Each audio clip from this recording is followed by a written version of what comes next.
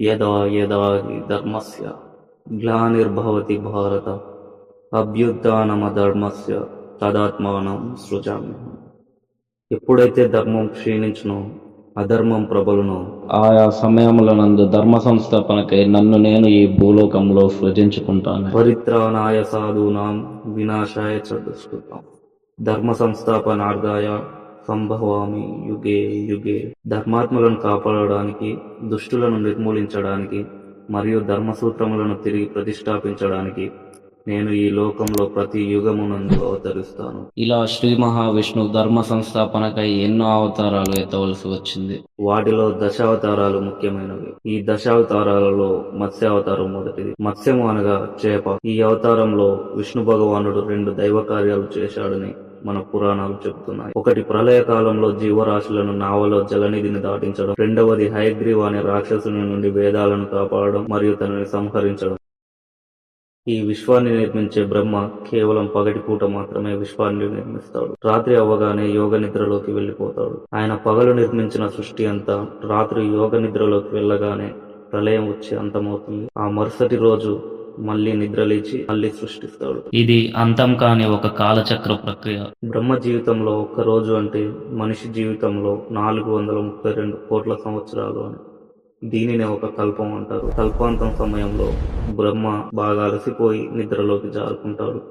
ఆ సమయంలో బ్రహ్మ ముక్కులోంచి హయగ్రీవ అనే రాక్షసుడు బయటకి వస్తాడు. ఆ రాక్షసుడు బయటకి రాగానే బ్రహ్మ దగ్గర ఉన్న వేదాలను దొంగిలించి లోకంలో ఎక్కడున్నా శ్రీ మహావిష్ణువుకి దొరుకుతాడని సముద్ర గర్భంలో దాచుకుంటాడు. అందుకే నీటి కింద ఉన్న ఈ రాక్షసుని చంపడం కోసం చేప అవతారం ఎత్తాలని నిర్ణయించుకుంటాడు. ఇది ఒక కారణమైతే మరొకటి, సత్యవ్రతుడు అనే ధర్మాత్ముడైన రాజు తపస్సు చేసి నదిలో జలదర్పణం చేస్తుంటాడు. అదే సమయంలో ఆ రాజు దోసిలికి ఒక చిన్న చేప పిల్ల వస్తుంది.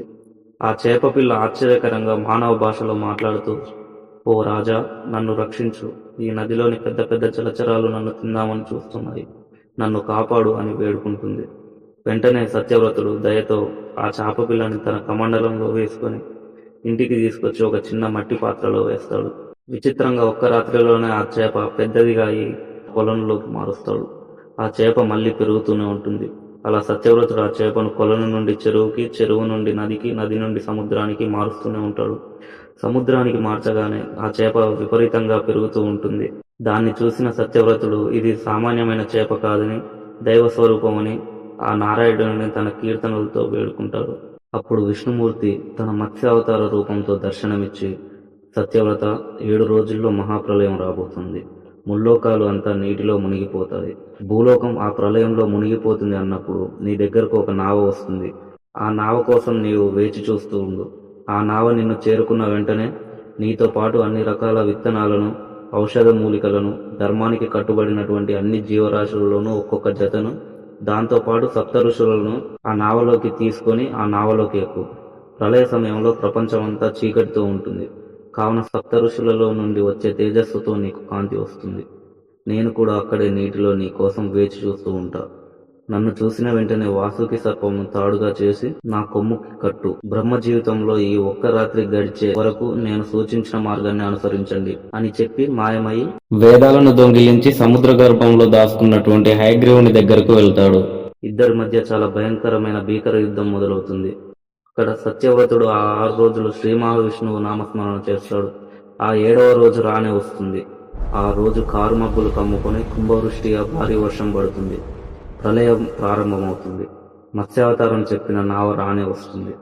సత్యవ్రతుడు ఆ మహావిష్ణువు పైన భారం వేసి ఔషధ మూలికలను, విత్తనాలను మరియు 7 ఋషులను తనతో పాటు తీసుకొని ఆ నావ ఎక్కుతాడు. ఇంతలో విష్ణుమూర్తి ఆ హయగ్రీవునితో భీకర యుద్ధం చేసి హయగ్రీవుని సంహరిస్తాడు. ఆ హయగ్రీవుని సంహరించి వేదాలను తీసుకుంటాడు. భయంకరమైన అలలతో ఆ నావ అతలకుతలం అవ్వగా శ్రీ మహావిష్ణువు మత్స్యావతారంలో వచ్చి తన రెక్కలను నావ కింద అడ్డుపెట్టి రక్షణ కల్పిస్తాడు.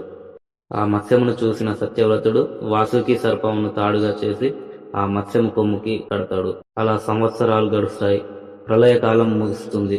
ప్రళయకాలం ముగిసిన తర్వాత ఆ వేదాలను బ్రహ్మకు ఇచ్చి ధర్మరక్షణ, దుష్ట శిక్షణ పూర్తి చేస్తాడు.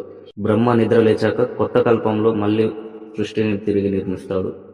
సత్యవ్రతుడు విష్ణువు వరంతో సూర్యుని కుమారునిగా వైవస్వత మనువు అనే పేరుతో ప్రసిద్ధి చెందాడు. సూర్యుని కుమారుడు కాబట్టి తన వంశం సూర్యవంశంగా పిలుస్తారు. శ్రీరాముడు జన్మించింది కూడా ఈ వంశంలోనే. అందుకే విష్ణు అవతారంలో మత్స్య అవతారం అతి ముఖ్యమైనదని అంటారు. ఓం నమో నారాయణాయ. ఈ వీడియో అయితే ఇంతే గైస్. ఇలాగే విష్ణు భగవానుడి దశావతారాల పైన కూడా సిరీస్ వైజ్గా వీడియోస్ చేయాలనుకుంటున్నాను. మాక్సిమం ఈ వీడియో మీకు నచ్చిందని అనుకుంటున్నాను. నచ్చినట్లయితే ఈ వీడియోకి లైక్ చేయండి, షేర్ చేయండి. మీ వంతుగా ఈ ఛానల్ని సబ్స్క్రైబ్ చేసుకొని సపోర్ట్గా ఉండండి.